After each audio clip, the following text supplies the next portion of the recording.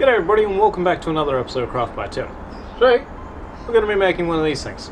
This is a pretty old piece of kit. It's called a cooking tripod, and it was used pretty predominantly during the early ages of, well, actually a lot of places. But it is very heavily tied into how Australia used to cook its food. It's a very simple design. You have the tripod and you have the chain, and it basically holds a cooking pot. Because cooking with a Dutch oven or a cooking pot like this one can be quite difficult, and it can take a really long time, especially if you decide to bury it. But this way you can cook up a nice stew and even keep it over the top of the fire. There you go. Keep it over the top of the fire to keep it warm whilst you're actually cooking.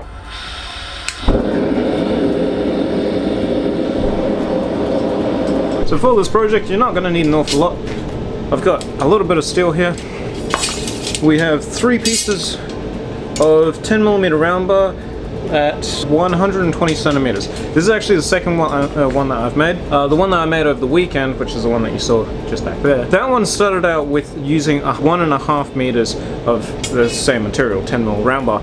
I found that it didn't hold up very well. When I put the pot on there, it sort of bowed. The tripod itself actually sort of started to bend in, so it was obviously a little bit too heavy, and if you filled up the pot with water or stew or whatever, it'd probably be a lot heavier. So I decided to go for slightly shorter. I ended up cutting that one down to, so each one was only 1 meter long, and I find that that's probably the borderline of too short. So this time I'm going to do 1.20 meters, and I'll see how that one actually turns out.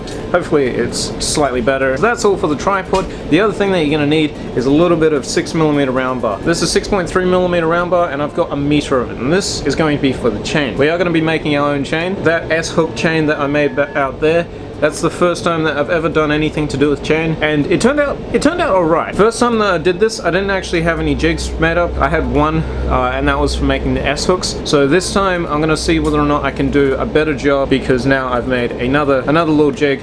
So hopefully bending these will be a lot easier, and I'll show you that in just a moment. Let's begin, and first things first, I'm going to start by drawing out these to a little bit of a point so I can scroll over the end and make them look a little bit prettier than the last one.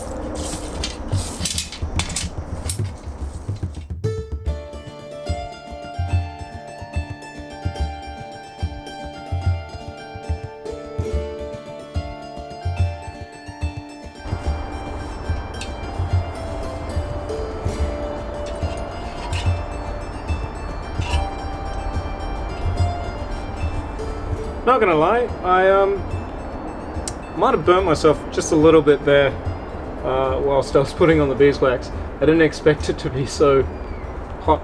This is actually a really fun little project, and to be honest, it only took me a bit over an hour. I think it was an hour and 10 minutes. So way better than the first time, which took me I think 3 hours. And I reckon I could, like, if I'm not filming, then I could probably get it down a little bit further.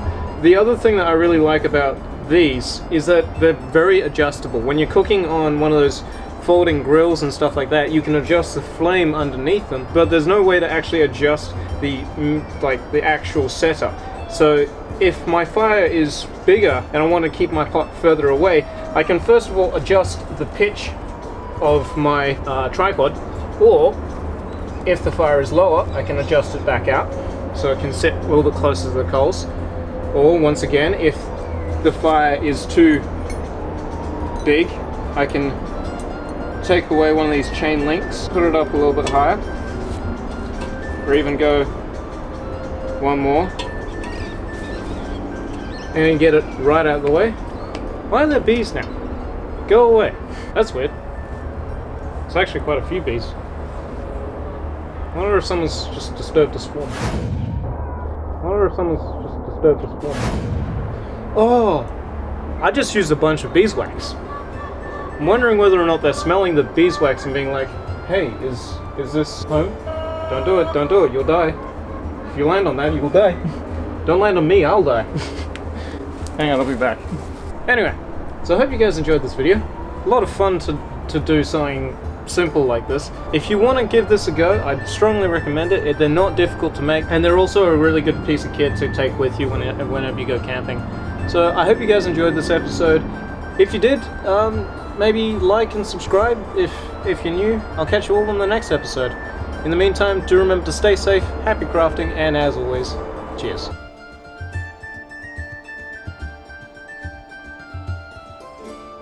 Also want to show you guys my black Hungarian chilies. I reckon they'll taste pretty good.